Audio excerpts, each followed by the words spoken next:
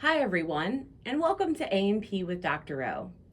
In this video, we are going to take a look at osseous tissue, otherwise known as bone tissue.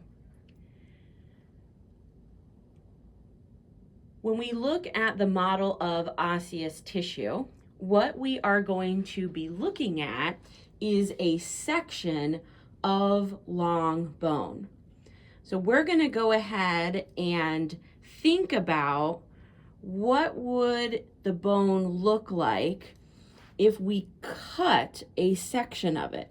So what would happen if we cut a section of this shaft of the long bone, and we cut it so that it would include the compact bone of the shaft, and we cut it so that we would also get some of the medullary cavity as well.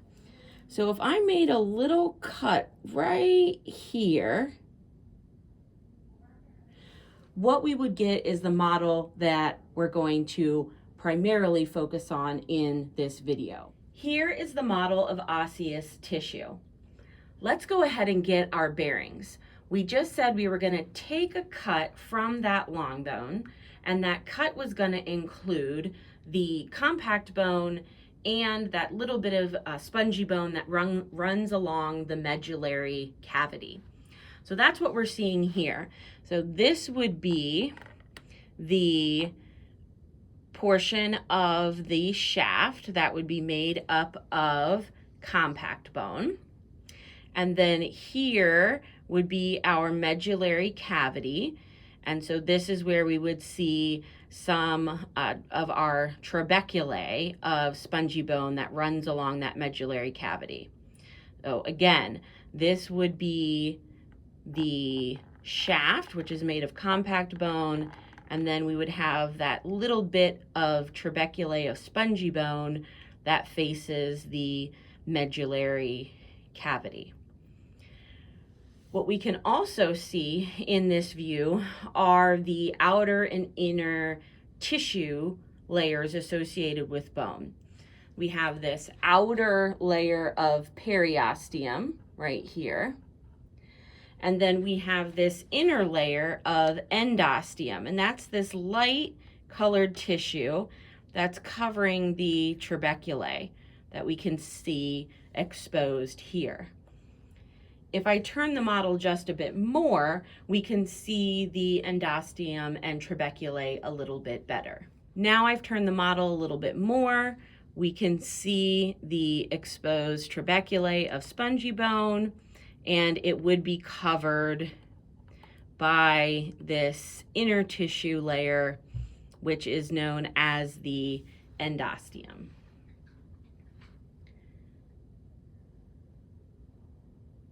Our next focus is going to be on that structure of compact bone. Compact bone is going to be organized into functional units known as osteons. Let's turn the model again so we can see these osteons a little bit better. In this orientation, we can see the osteons very well. Again, osteons are the functional unit of compact bone. Osteons are going to be these circular structures that look like a target with a bullseye in the middle, or they look like the rings of a tree. So for example, if you cut down a tree and the stump has remained, you can see the growth rings. That's what bone looks like.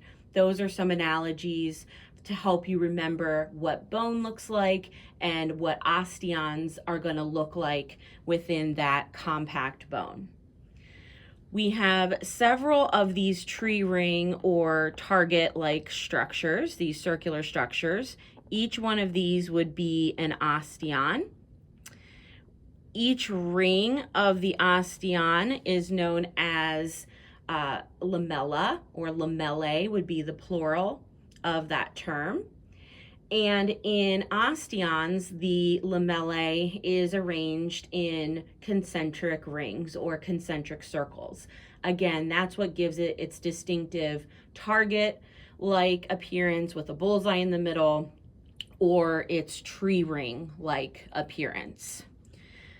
Again, if we take a look at each ring here, each of those rings is going to be the lamellae. That is the matrix of bone made up of calcium salts. And then our bullseye in the middle here is known as the Haversian canal, also called the central canal. This is going to provide a route for blood vessels and nerves to run through the bone. In the model, they are showing an artery present in the central canal. What we can also see in the osteon within these rings are the mature bone cells, and those are the osteocytes and lacunae. So there are these kind of indentations that are darker that we can see within the rings, and those are the osteocytes within the lacunae. And then there are wavy lines that you can see connecting the cells, the osteocytes, and those are known as canaliculi. Let's look at another view of this model because we can see those cells and canaliculi a little bit better. What I've done is I've just turned the model so that we can see that section of osteons.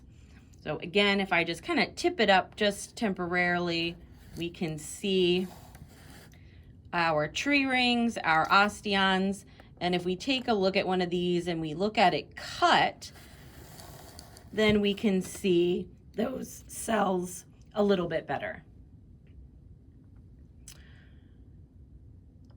Anytime we see this darkened indentation, that's our osteocyte in lacunae.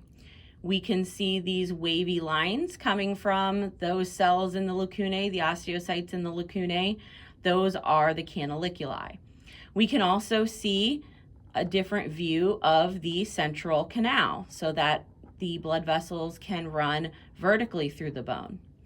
In this view, we can also see that vessels are going to run horizontally through the bone, and that's through another canal known as the perforating canal, or sometimes it's called the communicating canal.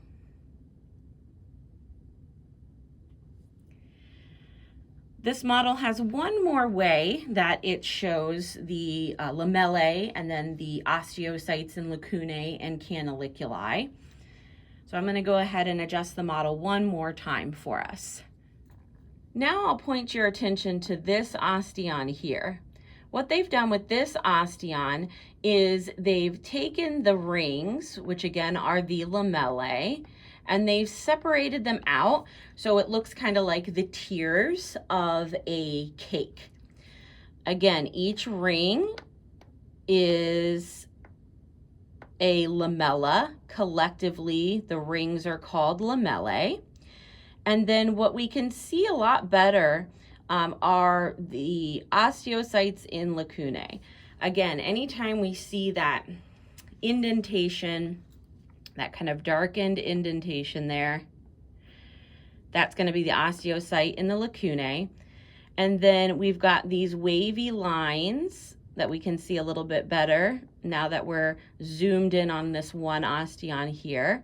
And those wavy lines allowing for communication between osteocytes in lacunae are the canaliculi.